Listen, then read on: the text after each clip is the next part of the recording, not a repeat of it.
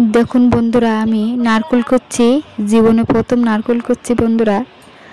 তা এত শক্তিবান আমি হয়তো নারকেলটা পুরো করতে পারবো না, তবুও ভিডিও বানানোর জন্য একটু চেষ্টা করছি নারকেলটা করার জন্য। আর নারকেলটা করে রেখে চলে আসলাম আমি রান্নাঘরে।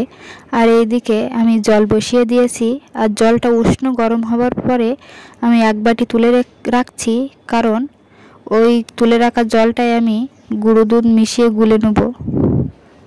আর এইদিকে ওই গরম জলে দিয়ে দিচ্ছি 3-4টি তেজপাতা আর 4-5খানা এলাচ, দিলে একটু সেন্ট হবে। যে চালটা আমি দেবো ওই চালটায় সুন্দর একটা সেন্ট আসবে। আর এইদিকে ধুয়ে রাখা গোবিন্দভোগ চালগুলো দিয়ে দিচ্ছি দেখুন। আর গোবিন্দভোগের চালের পায়েস করলে সুন্দর টেস্টি হয়। আর দেখুন বন্ধুরা, চালটা হয়ে গেছে। আর এইদিকে দিয়ে দিচ্ছি আমি দুধ।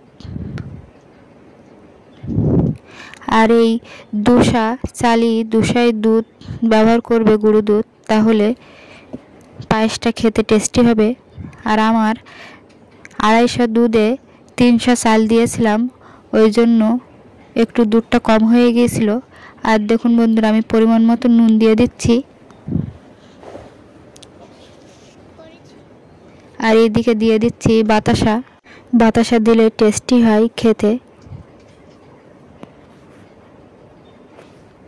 দেখুন বন্ধুরা, রাত্রেবেলা আমি পায়েসটা রান্না করছি, ওই জন্য হয়তো ক্যামেরায় ভালো আসছে না, তবুও তোমাদের একটু দেখানোর চেষ্টা করছি।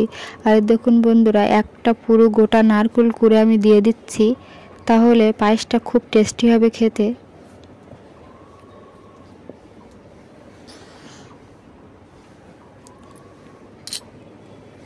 আর তোমরা বাড়িতে পায়েসের সঙ্গে নারকেল কোড়া দিয়ে খেয়ে দেখবে, তাহলে কত টেস্টি হবে।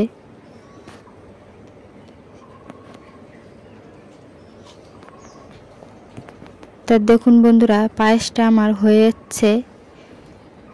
আর এবার আমি ঘি দিয়ে নামিয়ে নেব। যদি তোমাদের ভিডিওটা ভালো লেগে থাকে, লাইক, কমেন্ট, শেয়ার আর সাবস্ক্রাইব করে পাশে থাকবেন। দেখা হবে পরবর্তী ভিডিও নিয়ে। আর এই ভিডিওটা ধৈর্য ধরে দেখার জন্য তোমাদের অসংখ্য ধন্যবাদ।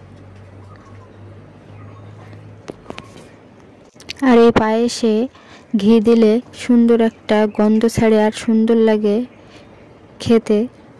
আর আমার এদিকে পায়েসটা রেডি হয়ে গেছে দেখুন বন্ধুরা।